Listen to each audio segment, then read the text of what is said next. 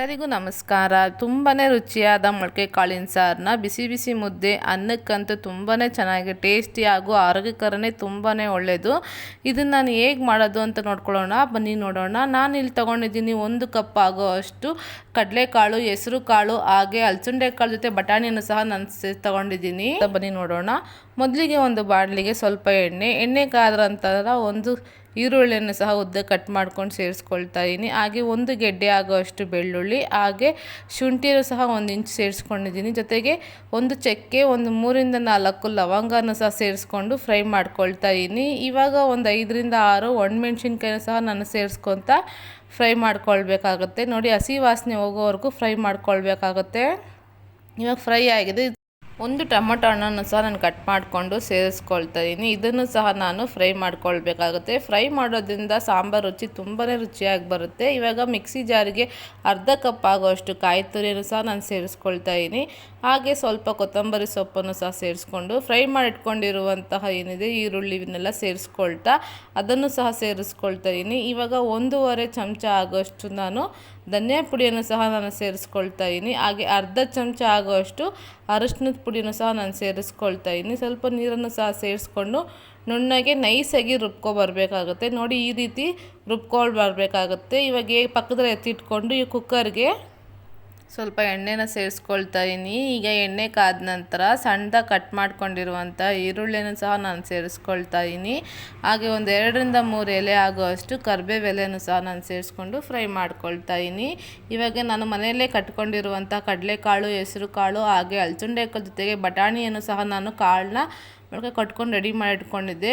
1 cup ಆಗುವಷ್ಟು ಕಾಳುಗಳನ್ನ ನಾನು ತೊಗೊಂಡಿದ್ದೀನಿ. ಅದನ್ನು ಸಹ ನಾನು ಸೇರಿಸ್ಕೊಳ್ತಾ ಇದ್ದೀನಿ. ನೋಡಿ, ಇದನ್ನೆಲ್ಲ ಸೇರಿಸ್ಕೊಂಡಿದ್ದ ನಂತರ ಇವಾಗ ನಾನು ಆಲೂಗಡ್ಡೆ ಹಾಗೂ ಜೊತೆಗೆ ಬದನೆಕಾಯನ್ನು ಸಹ ನಾನು ಸೇರಿಸ್ಕೊಳ್ತಾ ಇದ್ದೀನಿ. ಇದನ್ನು ಸಹ ನಾನು ನೀಟಾಗಿ ಎಣ್ಣೆಯಲ್ಲೇ ಫ್ರೈ ಮಾಡ್ಕೊಳ್ಬೇಕಾಗತ್ತೆ. ನೋಡಿ, ಈ ಥರ ಸ್ವಲ್ಪ ಬಣ್ಣ ಬಿಡೋವರೆಗೂ ಫ್ರೈ ಮಾಡ್ಕೊಳ್ಬೇಕಾಗತ್ತೆ. ಆವಾಗಲೂ ರುಚಿ ಚೆನ್ನಾಗಿ ಬರುತ್ತೆ.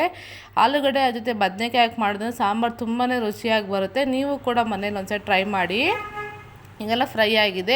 ಇವಾಗ ನಾನು ರುಬ್ಕೊಂಡಿರುವಂತಹ ಮಸಾಲೆ ಏನಿದೆ ಅದನ್ನು ಸಹ ನಾನು ಸೇರಿಸ್ಕೊಳ್ತಾ ಇದ್ದೀನಿ. ನೋಡಿ, ಇದನ್ನು ಸಹ ಸೇರಿಸ್ಕೊಂಡಿದ್ದ ನಂತರ ಒಂದ್ಸಲ ನೀಟಾಗಿ ಮಿಕ್ಸ್ ಮಾಡ್ಕೊಳ್ಬೇಕಾಗುತ್ತೆ. ಇದೊಂದು ಸ್ವಲ್ಪ ಎಣ್ಣೆಯಲ್ಲೇ ಫ್ರೈ ಮಾಡ್ಕೊಳ್ಬೇಕು. ಹಾಗೆ ಹಸಿ ವಾಸನೆ ಏನಿದೆ ಅದನ್ನೆಲ್ಲ ಹುರ್ಕೊಳ್ಬೇಕಾಗುತ್ತೆ. ಆಲ್ರೆಡಿ ನಾನು ಮಸಾಲೆ ಎಲ್ಲ ಹೊಡೆದಿರೋದ್ರಿಂದ ಸಾಂಬಾರು ತುಂಬಾ ರುಚಿಯಾಗಿ ಬರುತ್ತೆ. ಇವಾಗ ಇದೆಲ್ಲ ಫ್ರೈ ಆಗಿದ ನಂತರ ರುಚಿಗೆ ತಕ್ಕಷ್ಟು ಉಪ್ಪನ್ನು ಸಹ ನಾನು ಸೇರಿಸ್ಕೊಳ್ತಾ ಮತ್ತೆ ಒಂದ್ಸಲ ಮಿಕ್ಸ್ ಮಾಡ್ಕೊಳ್ತಾ ಇದ್ದೀನಿ. ಮಿಕ್ಸ್ ಮಾಡ್ಕೊಂಡಿದ್ದ ನಂತರ ಇವಾಗ ಸಾಂಬಾರು ಎಷ್ಟು ಕನ್ಸಿಸ್ಟೆನ್ಸಿ ಬೇಕು ಅಂತ ನೋಡಿಕೊಂಡು ಇವಾಗ ನಾವು ನೀರನ್ನು ಸಹ ನಾನು ಸೇರಿಸ್ಕೊಳ್ತಾ ಇದ್ದೀನಿ. ನೋಡಿ, ಈ ಥರ ನೀರು ಸೇರಿಸ್ಕೊಂಡಿದ್ದ ನಂತರ ಮತ್ತೆ ಒಂದ್ಸಲ ಮಿಕ್ಸ್ ಮಾಡ್ಕೊಳ್ಬೇಕಾಗುತ್ತೆ. ಇವಾಗ ನೋಡಿ, ಮಿಕ್ಸ್ ಮಾಡ್ಕೊಂಡಿದ್ದ ನಂತರ ನೀಟಾಗಿ ಒಂದ್ಸಲ ಗ್ಯಾಸ್ನ ಲೋ ಫ್ಲೇಮಲ್ಲೇ ಇಟ್ಕೊಳ್ಬೇಕಾಗುತ್ತೆ. 2ರಿಂದ 3 ಕೂಗು ಕೂಗಿಸ್ಕೊಳ್ಬೇಕಾಗುತ್ತೆ. ಕುಕ್ಕರ್ನ ಲಿಡ್ನ ಓಪನ್ ಮಾಡ್ತಾ ಇದ್ದೀನಿ. ಈಗ ಆಲ್ರೆಡಿ ತಣ್ಣಗಾಗಿದೆ. ಇದು ಓಪನ್ ಮಾಡ್ತಾ ಇದ್ದೀನಿ. ನೋಡೋಣ ಇವಾಗ ಹೇಗಾಗಿದೆ ಅಂತ ನೋಡೋಣ. ನೋಡಿ, ಸಾಂಬಾರೆಲ್ಲ ತುಂಬಾ ರುಚಿಯಾಗಿ ಘಮ ಅಂತ ಸ್ಮೆಲ್ ಬರ್ತಿದೆ. ನೋಡಿ, ಎಣ್ಣೆ ಕೂಡ ನೀಟಾಗಿ ಬಿಟ್ಟಿದೆ ಮೇಗಡೆ.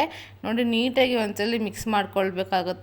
ಬಿಸಿ ಬಿಸಿಯಾಗಿರೋ ಮುದ್ದೆಗೆ, ಅನ್ನಕ್ಕೆ ಹಾಗೆ ಚಪಾತಿಗಂತೂ ಒಳ್ಳೆಯೇ ಕಾಂಬಿನೇಷನ್ ಆಗಿರುತ್ತೆ. ನೀವು ಕೂಡ ಮನೇಲಿ ಒಮ್ಮೆ ಟ್ರೈ ಮಾಡಿ ಹೇಗೆ ಬಂತು ಅಂತ ನನ್ನ ಕಮೆಂಟ್ ಬಾಕ್ಸಲ್ಲಿ ತಿಳಿಸಿ. ಇನ್ನೂ ನನ್ನ ಚಾನಲ್ನ ಯಾರು ಸಬ್ಸ್ಕ್ರೈಬ್ ಮಾಡ್ಕೊಂಡಿಲ್ಲ, ಪ್ಲೀಸ್ ನನ್ನ ಚಾನಲ್ ಸಬ್ಸ್ಕ್ರೈಬ್ ಮಾಡ್ಕೊಳ್ಳಿ. ಹಾಗೆ ಪಕ್ಕದಲ್ಲಿ ಬರೋವಂಥ ಬೆಲ್ ಐಕನ್ನ ಕ್ಲಿಕ್ ಮಾಡ್ಕೊಳ್ಳಿ. ಹೀಗೆ ನನ್ನ ವೀಡಿಯೋಸ್ನ ನೋಡ್ತಾ ಸಪೋರ್ಟ್ ಮಾಡ್ತಾರೆ. Thank you.